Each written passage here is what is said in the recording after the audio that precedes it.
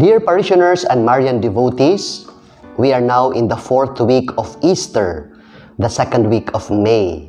This Sunday is Good Shepherd Sunday. Let us pray for good shepherds and responsible leaders for the Church and our government. This Sunday is World Day of Prayer for Vocations.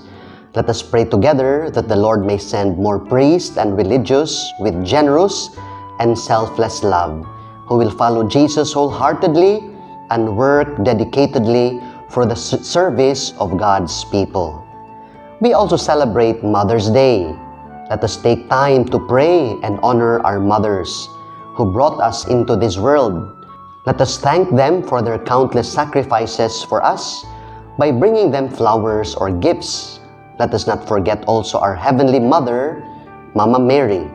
Honor her by praying the Rosary or offering her flowers during our Flores de Mayo. May 9, we shall hold our national and local elections. Let us fervently pray for an honest and peaceful elections. Let me suggest 3 things as we fulfill this important civic duty for our country. 1. Vote. Go to your precinct. Make your voice heard. Make your voice count by voting wisely and seriously. Remember, your vote has a consequence. It will greatly impact your family, your future, and your children's tomorrow. Number 2, serve. Our parish has over 100 volunteers deployed for voters' assistance and other tasks to ensure a fair and meaningful electoral process. Thank you for your spirit of voluntarism. 3, pray. Psalm 127 says, "If the Lord does not build the house, in vain do the builders labor.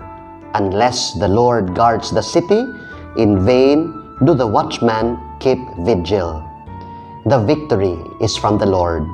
May this election bring a bright and promising future for our country.